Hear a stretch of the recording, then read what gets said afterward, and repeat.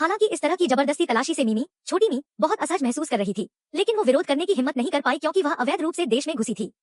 उसे लगा था कि जब कुछ नहीं मिलेगा तो मोटा अधिकारी उसे छोड़ देगा, लेकिन उसने अचानक पूछ लिया कि उसका घर कहाँ है और उसके पास चाबी क्यों नहीं है, जबकि मी तो अभी अभी आई थी, उसका यहाँ कोई घर नहीं था। इसी समय कार के अंदर तलाशी ले रहे जवान अधिकारी छोटे शाह को मोटे अधिकारी के इरादे कुछ गलत लगे, तो उसने तुरंत अपनी घर की चाबी निकालकर बहाना किया कि मी की चाबी कार में रह गई थी। यह देख मी ने तुरंत उसकी बात का समर्थन किया, लेकिन उसके चेहरे की घबराहट ने मोटे अफसर को शक में डाल दिया। वह फिर से उसका पता पूछने लगा। छोटे शाह के इशारे पर मी ने एक झूठा पता बता दिया। उन्हें लगा कि अब सब ठीक हो गया है, लेकिन तभी मोटा अफसर कहने लगा कि मी थकी हुई लग रही है, इसलिए वह उसे खुद घर छोड़कर आएगा। यह सुनते ही छोटे शाह ने विरोध किया और कहा कि ड्यूटी के समय वह कहीं नहीं जा सकता, मगर मोटे अफसर ने अपने सीनियर होने का रौब दिखाया और कहा कि वह खुद लेकर जाएगा और जल्द ही लौट आएगा। फिर वह जबरदस्ती मी को कार में बैठाकर छोटे शाह के ही घर ले गया। घर पहुंचते ही मी ने जल्दी जल्दी छोटे शाह के जूते और तस्वीरें छिपा दी ताकि पहचान न हो सके। उसने मोटे अफसर से कहा कि अब वह जा सकता है, लेकिन वह बोला कि एक कप कॉफी पीकर जाएगा।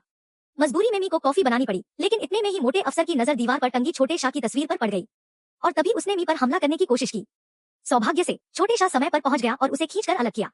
उसने गुस्से में कहा कि यह उसका घर है और बिना इजाजत अंदर आना गैरकानूनी है, इसलिए तुरंत बाहर निकल जाए। मोटा अफसर गुस्से में मुंह बनाते हुए चला गया, लेकिन जाते जाते मी को धमकी दे गया कि अगर वह घर से बाहर निकली तो वह उसे गिरफ्तार कर लेगा।